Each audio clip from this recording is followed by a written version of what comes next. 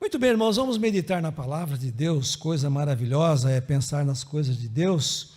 Nós convidamos os amados irmãos aí para lermos Hebreus, livro de Hebreus, no capítulo 12, 18 a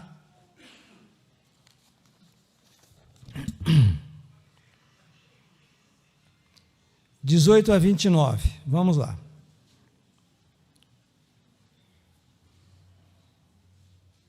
Vamos ficar de pé?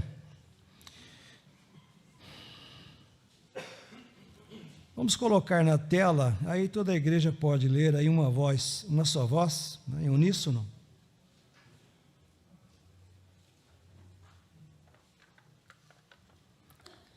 Então já está lá, vamos lá? Ora, não tende chegada ao fogo palpável,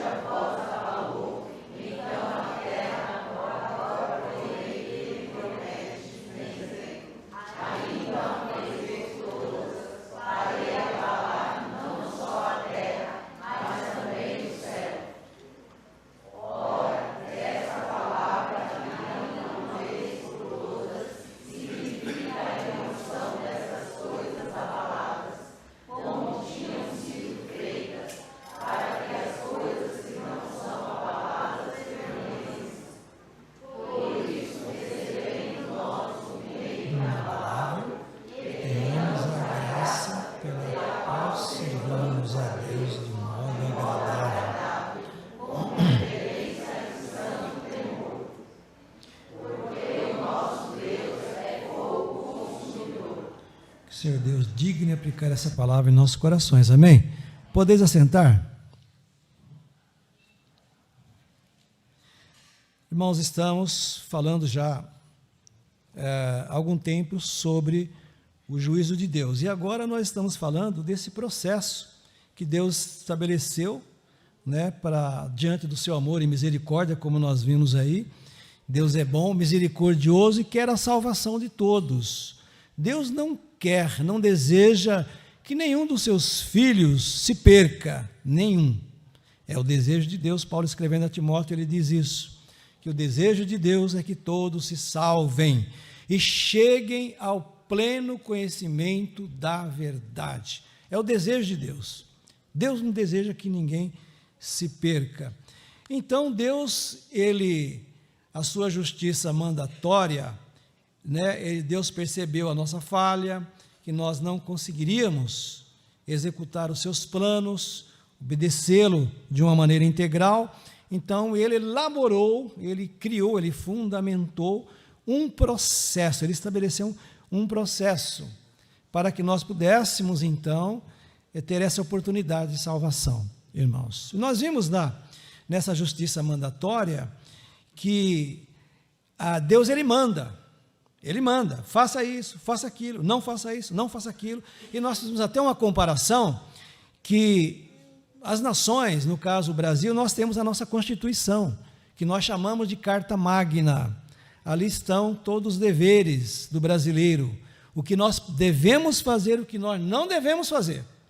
Está lá na nossa Carta Magna, a nossa Constituição brasileira, e todos os países têm a sua, não é? E quando nós erramos ou falhamos, seremos arguídos, cobrados por aquela lei que está lá.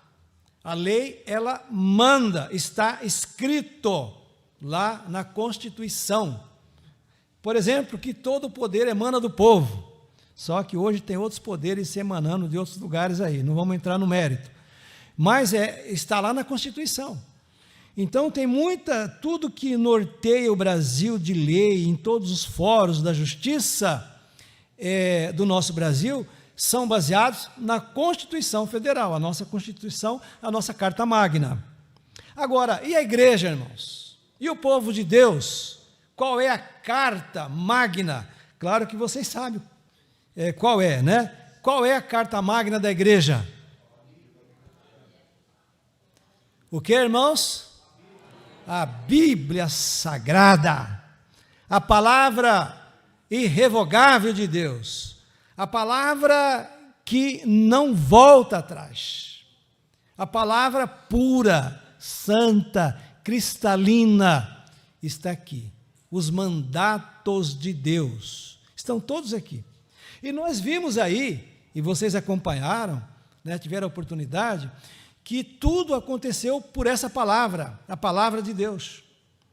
Nós vimos que Deus mandou existir o sol, a lua, as estrelas, a terra e depois, por fim, o homem. Deus ele foi falando com a sua autoridade, com o seu poder, porque ele manda. A sua palavra é uma ordem.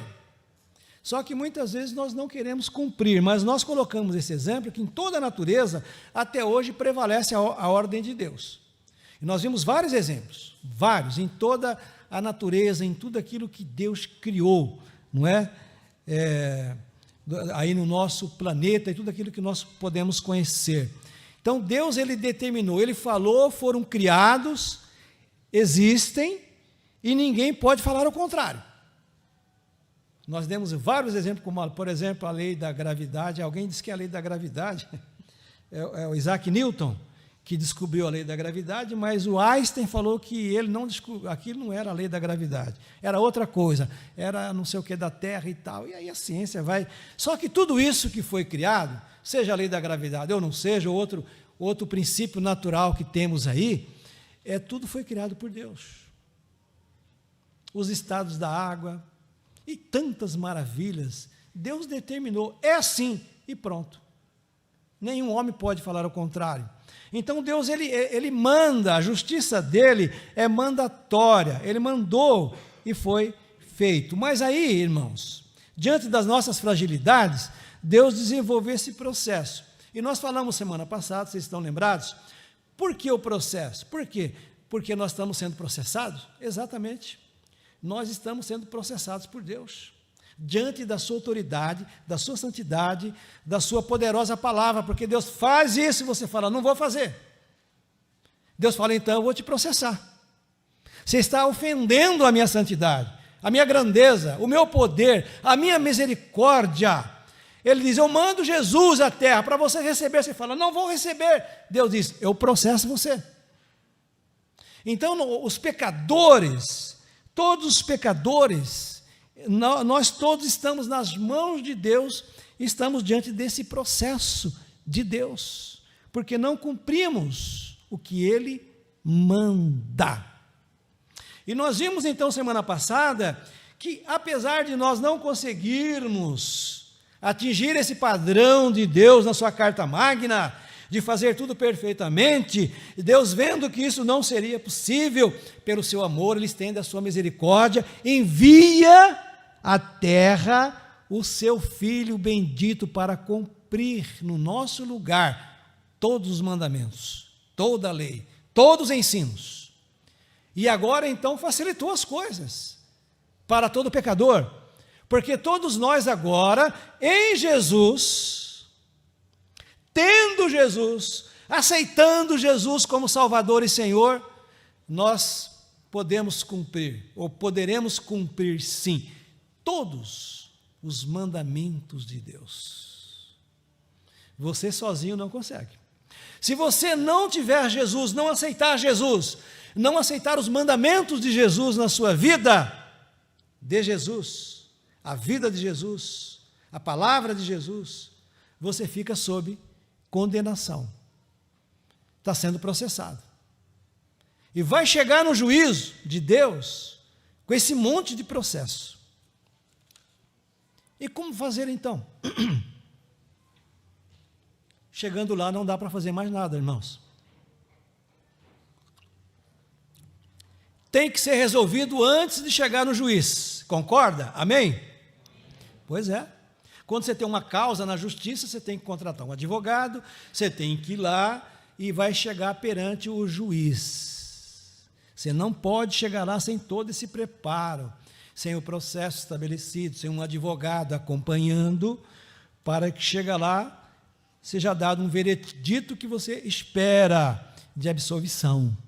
Assim também é a nossa trajetória. Então, quando nós lemos esse texto aqui, amados irmãos, de Hebreus, você fica pensando, eu vou falar desse texto, mas o tempo aqui sempre é curto, tá?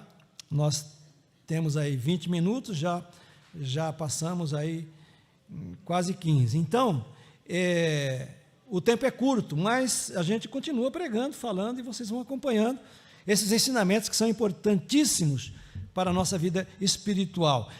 A pergunta é, por que Deus ordena? Por que Ele dá ordem? Talvez você nunca fez essa pergunta, né? Por que Deus Ele dá ordem para nós? Né? Por que Ele dá ordem para nós? Primeiro, para sermos disciplinados, porque filho de Deus, eles não podem ser rebeldes. O filho de Deus, eles não podem ser mal educados, ou intransigentes, ou revoltosos, ou agir com revolução na vida deles, contrário aos ensinos do Pai. Então, Deus, Ele dá ordem para o nosso bem, para sermos disciplinados, para a disciplina nossa. Nós vamos ver isso aqui, não é? Nesse texto, principalmente, fala sobre isso. E tem algumas coisas aqui que pega para o nosso lado. Deus está fazendo até advertência aqui, e no versículo 29 ele diz, sabe por quê? Porque o nosso Deus é fogo consumidor, é juízo sério, não é brincadeira. Então, os filhos de Deus têm a oportunidade gratuita desse processo, têm a oportunidade gratuita desse advogado sensacional, maravilhoso, chamado Jesus, que não só pagou a causa, mas Ele tomou a causa, assumiu o meu lugar de criminoso, e Ele pode nos apresentar com justiça perante o juiz eterno, o nosso Deus. Mas muitas vezes nós não queremos. Então, esse texto aqui, ele conclui esse capítulo com essa frase. Por que de tudo isso? Porque o nosso Deus é fogo consumidor. Ou seja, é juízo. É juízo. Então, a primeira coisa, para sermos disciplinados. Segundo, para que nós, os filhos de Deus, sejamos participantes da sua santidade, ou da santidade de Deus. Você começa a ser santo com Jesus. Aliás, o salvo tem que ser santo. Então, é separado por Deus, né? Então, para nós participarmos da santidade de Deus, é por isso que Deus manda. Deus fala, olha, saia desse lugar aí, que esse lugar é coisa do capeta. Presta atenção, meu filho. O que você está fazendo com essa alma que eu dei para você? Aí você fala, tem uma vozinha falando comigo lá dentro. É o Espírito Santo, é Deus dizendo, você é meu filho, não pode ir por esse caminho. Se você for por esse caminho, filho, aí a voz continua falando, né? E você vai lembrando da Bíblia, dos ensinamentos, e Deus continua te falando, te alertando, porque Deus está dizendo, você é meu filho, eu sou santíssimo, e você é santo, você precisa participar da minha santidade, sai desse lugar. Nós encontramos texto na Bíblia, Deus dizendo assim, por exemplo, lá no Antigo Testamento e também no Novo, Apocalipse, por exemplo, Deus dizendo, sai dela, povo meu, sai da grande Babilônia, da mãe das meretrizes, que adulteraram, que adulteram o meu nome, que se encurva a outros deuses, sai dela, povo meu, é a ordem de Deus, sai dela. Mas as pessoas, os filhos, às vezes, rebeldes, não querem sair da grande Babilônia. Quantos crentes voltando para o Egito, mesmo na época de Moisés, cogitando com Moisés, é melhor voltarmos para lá, o deserto é causticante, o deserto falta água, o deserto falta alimento, o deserto falta tudo, mas Moisés dizia, mas Deus mandou a gente sair de lá, foi Deus que mandou aquelas pragas, é ordem de Deus, nós saímos, não é para voltar para lá, e muitas vezes, nós, a igreja também, muitas vezes, queremos voltar para o nosso Egito, né? Cada um de nós aqui que aceitou Jesus, foi saído do Egito, nós tínhamos o nosso próprio Egito, distante de Deus, distante de participar dessa santidade de Deus, distante de ver aquele poder de Deus se manifestando com aquelas pragas lá no povo do Egito, não conhecíamos isso, e nem eles, mas agora eles viram, e que pena que Faraó não entendeu, não compreendeu, não teve a visão de dizer, olha, eu vou liberar quem quer ir com você, Moisés, se Deus é grande, é poderoso, eu vi isso, quem quiser sair, saia, vai junto, que esse Deus é grande, é poderoso, mas isso não ocorreu na história, vocês sabem, é assim que muita gente fica com o pé atrás, não toma decisão, não quer acompanhar, não quer pagar o preço de andar com Deus, mas Deus mandou para participarmos da sua gloriosa santidade. Imagina um mulambo que nem nós. Como Isaías relata, em um dos seus capítulos, Isaías diz, nós somos trapos de imundícia, diante de Deus, nós não somos nada, mas o privilégio que Deus dá de nós participarmos da sua santidade, é por isso que Ele manda, de sermos, terceiro lugar, de sermos instrumentalizados por Deus. Você já imaginou? Você pecador, eu pecador, imundo, sujo, sem condições de nenhuma vitória, de nada, muito menos de pisar os céus, maravilhoso, preparado por Deus, mas Deus diz, olha, agora você pode, Jesus vai fazer isso no seu lugar, e você terá a oportunidade de ser disciplinado, você terá a oportunidade da minha santidade, e vai ter a oportunidade de ser instrumentalizado, eu quero usar você. Por que nós insistimos para que você seja batizado, uma vez que você já crê em Deus, crê em Jesus, crê na palavra dEle, para ser instrumentalizados? A oportunidade que, através da igreja, você vai ser um instrumento de Deus aqui na terra, uma testemunha ocular dos acontecimentos pela fé em Jesus. Você vai trabalhar para Deus, vai louvar a Deus, adorar a Deus, vai andar com Deus, vai ser um instrumento de Deus aqui na terra. Então Deus te instrumentaliza.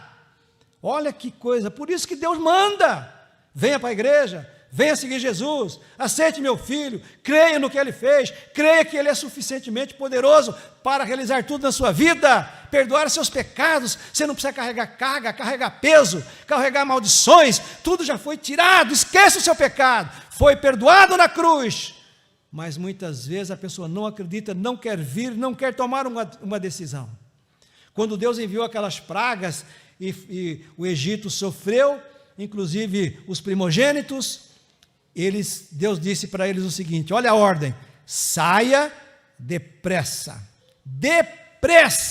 até a maneira do culto da Páscoa era apressada, saia rápido, saia logo, não fique aí, Olha só, irmãos, são ordens de Deus para o nosso bem. Apesar da nossa trajetória cristã ter os seus impasses, ter as suas adversidades, né, na vida cristã, assim como o povo no deserto também, contra o sofrimento, contra a luta. Quantas pessoas não morreram porque não queriam obedecer à voz de Deus? Sofreram também, e nós também aqui passamos por muitas provas também. E muitas vezes, sabe onde está o problema? Está aqui. Nós não escutamos o mandato de Deus. E aí o crente sofre. E depois vai reclamar para Moisés, né? Aqui eu não sei para quem nós iremos reclamar, mas lá reclamava para Moisés. Moisés, cadê a água, Moisés? Moisés, cadê o pão, Moisés? E Moisés tinha que falar com quem era o dono, o chefe, né? Moisés não era o chefe.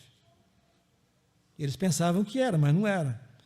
Eu vou falar com Deus, vamos ver o que vai acontecer. Vocês querem carne? Eu vou mandar uma carne que vocês nunca viram igual, um codorniz aí diferente e tal. Pão, vocês querem pão? Eu vou dar um pão que vai descer do céu, vai cair assim do céu. Que pão, hein? O maná, hein? Já pensou? Coisa linda, né? De se ver e de saborear. E eles foram alimentados. Então veja que vale a pena andar com Deus. Em quarto, porque Deus manda para alcançarmos uma eternidade com Deus. Deus não quer que você passe a eternidade com o diabo e os seus anjos, os demônios. Eles têm um lugar reservado já, após o juízo final. Não é? Então esse texto aqui mostra esse contraste de Sião, de Sinai. Sinai foi quando eles receberam, né, a tábua dos 10 mandamentos. Moisés subiu no monte, lá no monte Sinai, e lá ficou 40 dias. Não foi só a tábua dos 10 mandamentos. A Bíblia diz que a tábua dos 10 mandamentos foram escritas pelo dedo de Deus. Eram os mandatos. Faça isso, amar a Deus sobre todas as coisas, amar a Deus sobre tudo, não é? E lá vai descrevendo os 10 mandamentos, mas não foi só isso. Deus revelou para Moisés como ele fez o homem, como ele fez a criação, como começou tudo. Tudo foi mostrado lá naqueles 40 dias para Moisés. E a Bíblia deu ordem para Moisés. Disse: Moisés, suba você, os líderes ficam lá embaixo e o povo mais distante. Ninguém chegue perto. Se chegar perto, morre queimado. Eu sou um fogo consumidor. Não chegue perto. Está escrito isso daí lá em Êxodo, né? Ninguém podia chegar perto do monte, o monte fumegava. Saía fumaça, havia trovões, relâmpagos, coisa extraordinária. Deus dizendo: perceba quem eu sou, perceba a minha autoridade, perceba o meu poder. E o povo respeitou, porque se alguém chegasse, nenhum animal podia chegar perto, nenhum animal seria queimado, vivo, mesmo sendo povo de Deus. Entendeu? Então, olha, irmãos, que coisa maravilhosa. Hoje estamos respondendo essa pergunta que você talvez já devia ter feito no seu coração. Por que Deus deu tantas ordens? Se Ele é amor, se Ele me ama, por que Ele deu tantas ordens? Justamente por isso, porque Ele te ama. Porque Ele, então, aqui, para sermos disciplinados, para sermos participantes da sua santidade, para sermos instrumentalizados por Deus e para alcançarmos uma eternidade com Deus. É por isso que Ele manda. Ele dá ordens. Então, que você possa receber Jesus na sua vida. Eu tenho que parar, né, irmãos, por causa do nosso horário, tá bom? Mas qualquer dia isso aí nós vamos determinar uma vigília aqui. Vai começar termina às 6 horas, tá? Mas olha, isso já não é o suficientemente maravilhoso para cada um de nós, irmãos? Amém? Amém. É maravilhoso nós participarmos. E agora aqui o escritor aos Hebreus, ele está lembrando isso. Não tendes chegado ao fogo palpável e ardente, e à escuridão e às trevas. Ele está dizendo que o povo que agora chega a Sião, e que é um referencial da igreja, de todos nós, aqui diz a Universal Assembleia dos Santos. O crente é santo, sabia? Mesmo com todo o pecado que ele tem. Todo crente é pecador, mas ele é um pecador santo. é um pecador santificado, é um pecador separado. Não é que ele não tem pecado, ele continua pecador, mas um pecador santificado, separado. Isso é maravilhoso nesse processo de Deus. Mas tem que entrar e aceitar esse processo. Aceitar Jesus, o advogado, e aceitar esse plano de Deus na sua vida, nas nossas vidas. Isso tudo vai acontecendo. O povo viu tudo isso lá naquele monte. Interessante que o Monte Sinai, ele fica no Egito, ele fica lá embaixo, né, perto do Mar Morto, e o Mar Morto já fica em Israel, ali, aí o Rio Jordão que enche o Mar Morto, né, o Rio Jordão ele deságua no Mar Morto e a água fica ali e tal, aquele mar chamado Mar Morto, porque não tem vida ali, só sal. Interessante. Então o povo, ali Deus falou. E esse monte é um referencial, com os profetas também, Deus falou ali com Elias, com tantos outros profetas, é um referencial das ordens de Deus, das determinações de Deus, e o povo então, eles vão sair dali do monte Sinai, e começa a trajetória agora para Sião, a morada de Deus, Sião, a Jerusalém, a caminhada, a trajetória. Essa trajetória que ele está dizendo aqui, irmãos, é uma figura da verdadeira história de cada crente, da sua e da minha. No momento que você aceita Jesus, você começa uma trajetória.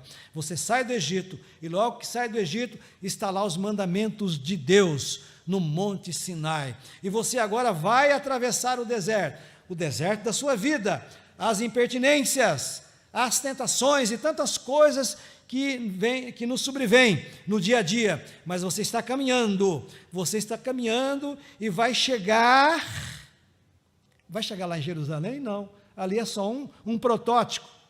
Jerusalém está lá, mas não é aquela Jerusalém, não é naquele Monte Sião, e o Monte Sião ele é cercado de várias montanhas em Jerusalém, até para chegar em Jerusalém, tem o Monte Sião que está lá bem preservado, que protege Jerusalém. Então, um referencial de Deus significa que nós estamos numa trajetória em estágio superior. Nós vamos chegar, aqui diz no versículo 22, que falaremos com maior clareza mais para frente, tende chegado ao Monte Sião, versículo 22, e a cidade do Deus vivo, preste atenção, não é aquela, Jerusalém, física, hoje, a cidade do Deus vivo, a Jerusalém celestial.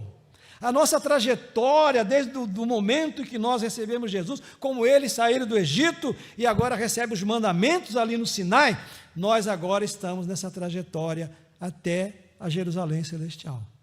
Muitos dos nossos irmãos, hoje, agora que eu acabei de falar, que morrem 300 mil pessoas por segundo na terra, preste atenção, estão chegando lá agora.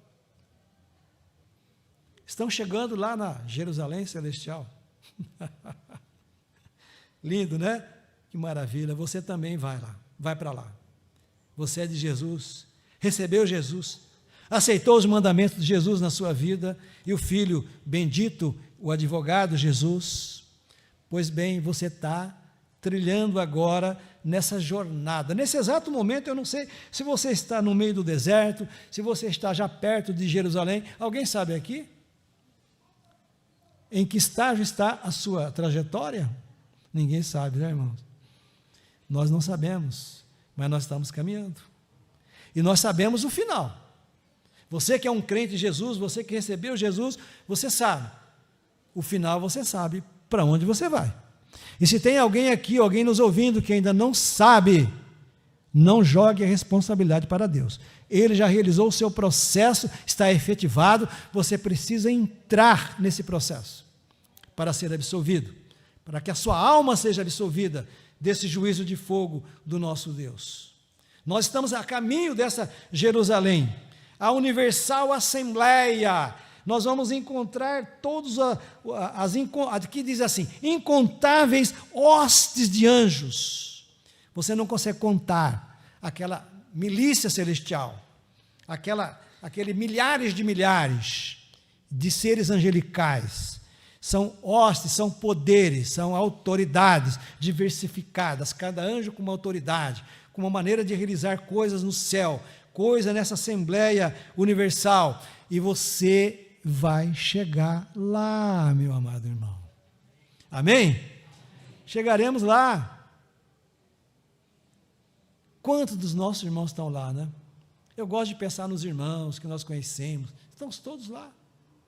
Estão felizes, alegres.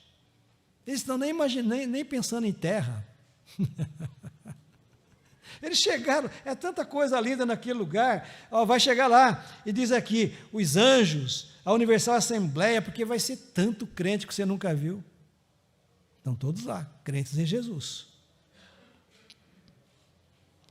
É maravilhoso, irmãos. Eu peço a você, abra seu coração para ter uma vida de serviço com Deus.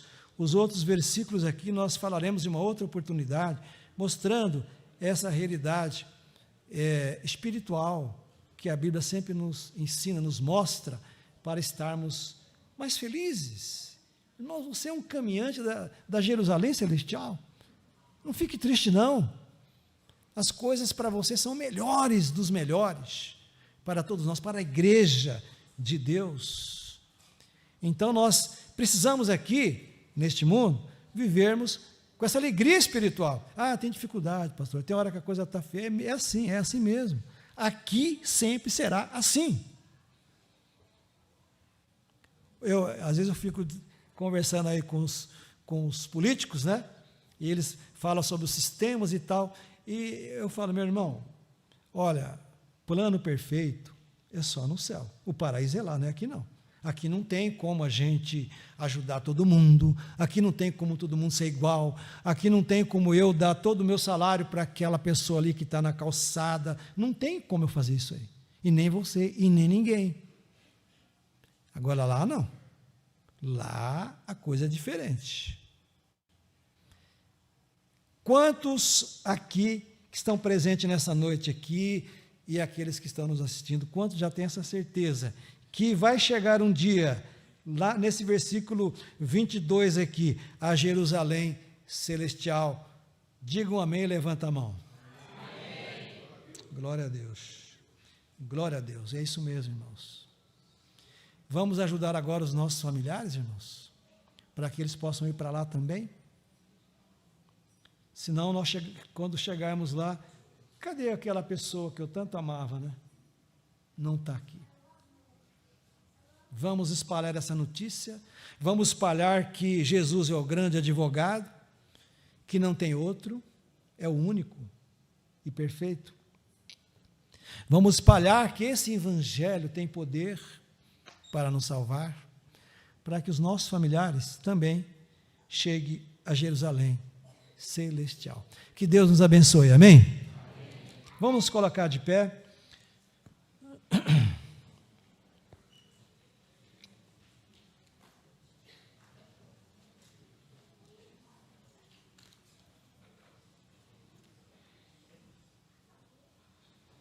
Nós vamos cantar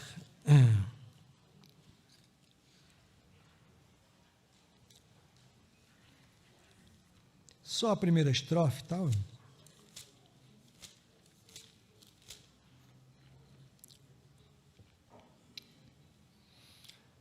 Vamos cantar o 112. O 112, vencendo, vem Jesus.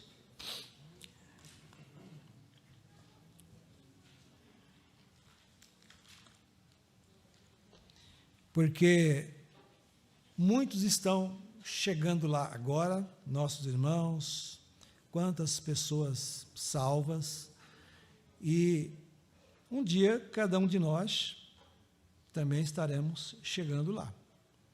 Tomara que daqui, desta noite, vocês que ouviram, ninguém fique de fora desse glorioso dia, ninguém, em nome de Jesus. Mas o povo lá de Moisés, também eles puderam vencer muitas coisas junto com Moisés. E hoje nós vencemos com Jesus. Então vamos cantar essa primeira estrofe, vencendo, vem Jesus. Você já é um vencedor, mas cada dia tem uma batalha a ser vencida com Jesus, só com Ele. Amém? Então vamos.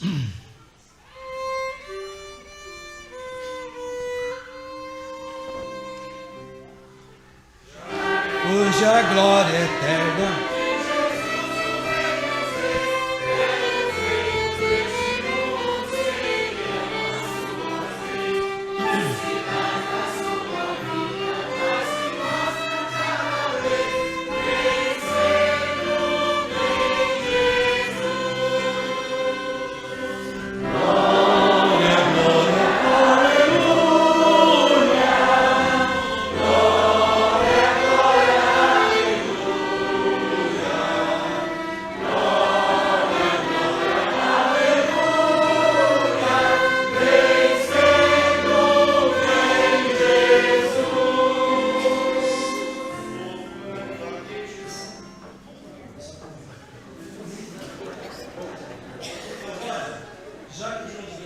fez essa menção, nós vamos cantar a última estrofe. E quando cantarmos o coro, né, glória, glória, eu quero levar você a uma imaginação pela fé. Se estiver cantando assim, você leve o seu pensamento, né, a Jesus, como se estivesse chegando lá, ou como se Jesus estivesse voltando já, né, e pelos sinais da terra, você sabe, está próximo, que não é possível tantos sinais assim, e Jesus está tão distante, não está próximo, está perto. Então vamos visualizar, né, vencendo, vem Jesus, glória, glória. Imagine Jesus aqui, agora, Ele está aqui presente, mas eleve a sua fé e pense em Jesus glorificado aqui presente, você dando glórias, glórias a Ele. Amém? Vamos lá, a última.